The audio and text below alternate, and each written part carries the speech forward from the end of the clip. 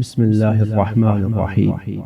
شروع اللہ کے نام سے جو بڑا مہربان اور نہایت رحم کرنے والا ہے۔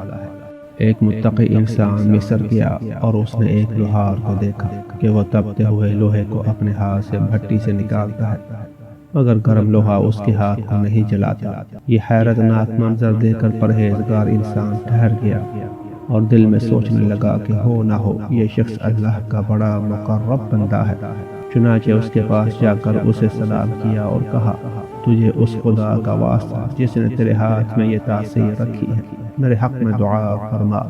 یہ الفاظ سن کر لوہار رونے لگا اور کہا کہ آپ نے جو میرے بارے میں رائے قائم کی ہے وہ صحیح نہیں ہے، میں صالح انسان نہیں ہوں۔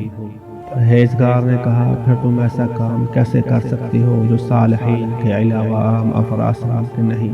لوہار نے کہا، قصہ یہ ہے کہ میں ایک دن اسی دکان پر اپنے کام میں مصروف تھا کہ ایک حسین و جمیل عورت میری دکان پر آئی، اور یقین کریں کہ وہ اتنی حسین تھی کہ میں نے اتنی حسین عورت اپنی زندگی میں پہلی مرتبہ دیکھی تھی۔ اس نے آ کر میرے سامنے اپنے فقر کی شکایت کی اور مدد طلب کی۔ میں نے موقع کو غنیمت جانا اور کہا، اگر تم میری ہوس کو بجھاؤ تو میں ہر طرح سے خدمت کرنے پر آمادہ ہوں۔ عورت نے بڑے پرجوش لہجہ میں جواب دیا، خدا کا خوف کر، میں ان عورتوں میں سے نہیں ہوں۔ میں نے کہا، تو پھر میری دکان سے باہر چلی جاؤ۔ عورت میری دکان سے نکل کر باہر گئی، پھر چند لمحوں بعد دوبارہ میری دکان پر آئی اور آ کر کہا، میں تنگ دستی کی وجہ سے مجبور ہوں، میں تمہارا مطالبہ ماننے پر آمادہ ہوں۔ بس میں نے دکان بند کی اور اس عورت کو لے کر ایک خالی گھر میں آیا۔ جب میں عورت کو لے کر کمرہ میں داخل ہوا اور کمرہ کو اندر سے بند کیا تو عورت نے مجھ سے کہا، کمرہ کو کیوں بند کر رہے ہو؟ میں نے کہا، تاکہ ہمیں کوئی دیکھ نہ لے۔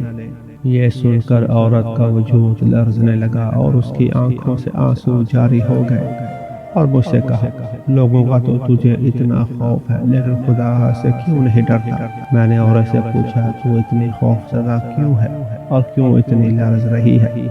عورت نے کہا، میں اس لیے کانپ رہی ہوں کہ خدا ہمیں دیکھ رہا ہے۔ پھر اس عورت نے کہا، بندہ خدا، اگر تو اپنی خواہش سے باز آ جائے تو میں تجھ سے وعدہ کرتی ہوں کہ اللہ دنیا اور آخرت میں تیرے جسم کو آگ سے بچائے گا۔ عورت نے یہ بات اتنے تضرعآمیز لہجے میں کہی کہ میرا ضمیر مجھے ملامت کرنے لگا۔ میں نے عورت کی مالی ضرورت پوری کی اور اسے روانہ کر دیا۔ عورت خوش ہو کر گھر چلی گئی۔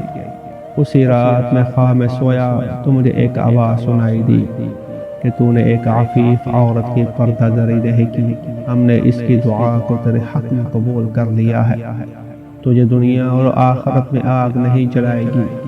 اس دن کے بعد آگ مجھ پر اثر نہیں کرتی، اسی لیے میں گرم لوہے کو ننگے ہاتھوں سے پکڑتا ہوں تو بھی میرے ہاتھ کو کچھ نہیں ہوتا۔